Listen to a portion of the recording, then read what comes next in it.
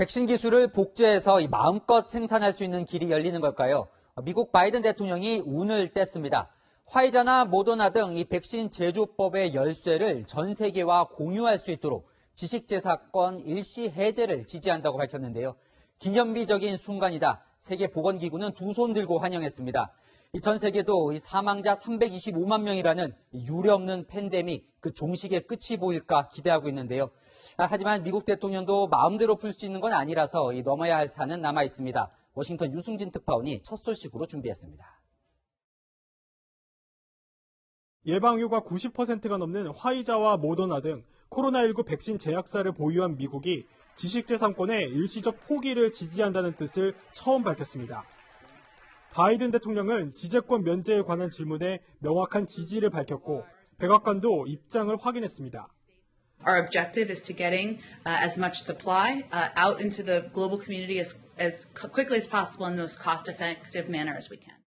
미국의 지식재산권 보호와 집행을 담당하는 무역 대표부 역시 세계적인 보건 위기에 특별한 상황은 특별한 조치를 요구한다고 성명을 발표했습니다. 양질의 백신을 독식하며 지재권 면제를 주저하던 미국이 지지 의사를 밝히자 국제사회는 반기는 분위기입니다. 세계보건기구 사무총장도 기념비적인 순간이라며 환영했습니다. 하지만 제약업계의 반발은 거셉니다. 국제제약협회 연합은 바이든의 결정이 오답이며 오히려 혼란만 초래할 것이라고 비난했고 모더나 등 백신 제약사 주가는 급락했습니다. 다만 실제 면제 조치를 예단하긴 이릅니다. 영국과 EU를 포함해 164개 회원국 전원 합의로 의사가 결정되는 WTO의 논의 과정을 거치려면 수개월이 걸릴 전망입니다. 또 독점적 권리를 포기해야 하는 제약사들만이 아니라 미국 공화당을 중심으로 면제가 오히려 혁신을 저해할 것이라는 반대 여론도 만만치 않습니다. 국제사회의 압박 속에 미국이 해외 백신 보급을 돕겠다고 나섰지만 지재권 면제 이행까지는 걸림돌이 쌓여 있습니다. 워싱턴에서 채널A 뉴스 유승진입니다. 미국이 얼마나 자세히 빗장을 풀지도 관건이지만 푼다 해도 우리가 곧바로 화이자 모더나 백신을 복제 생산하기는 쉽지 않다고 합니다. 원재료를 수급하기 위한 쟁탈전이 또 벌어질 수 있다는데요. 황규락 기자가 우리나라 백신 확보에 미칠 영향을 짚어봤습니다. 미국 화이자와 모더나사가 개발한 백신은 mRNA 방식입니다. mRNA가 몸속에 들어가 항체 생성을 명령하는데 이 mRNA와 이를 보호해 세포 안까지 전달해주는 약물 전달체를 제조하는 기술이 핵심입니다. 지식재산권을 면제한다 해도 이런 핵심 기술이나 개발 노하우를 알려주는 것은 아니기 때문에 화이자나 모더나가 직접 기술 이전을 하지 않는 이상 똑같은 백신을 만들기는 쉽지 않습니다. 그 단계 하나하나 다 기술이 한 300여 가지가 걸려있기 때문에 지식재산권 풀었으니까 알아서 하시오 하면은 가르쳐주지 않은 다음에 그걸 어떻게 합니까?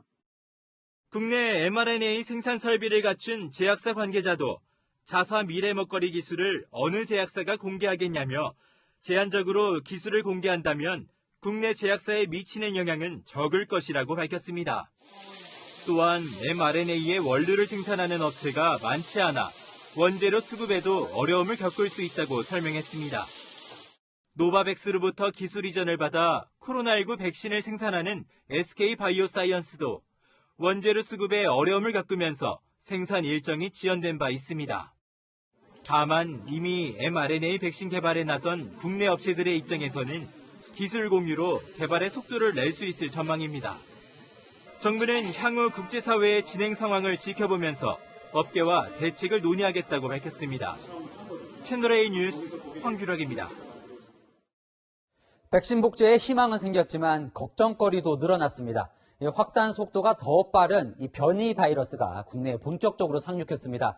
아직까지는 국내에 발견되지 않았지만 이 백신을 맞아도 감염되는 이 돌파 감염까지 생길까 걱정이 큰데요. 변이 바이러스가 가장 많이 퍼진 울산에 홍진우 기자가 가봤습니다. 울산시민공원에 임시선별진료소가 차려졌습니다. 평일날 시간인데도 시민들의 발길이 이어집니다. 변이 바이러스가 발생한다라니까 저희 시민 입장에서 좀 불안감이 좀 많습니다. 검사는 받았습니다. 울산이 요새 변이 바이러스가 너무 많이 퍼져가지고 걱정이 많은데 생활 방역 다들 잘해주시면 좋겠고요. 최근 방역당국이 울산 지역 확진자 80명의 유전체 검사를 한 결과 63%가 영국발 바이러스에 감염된 것으로 나타났습니다. 확인된 감염자만 76명이고 관련 확진자를 합치면 330명이 넘습니다.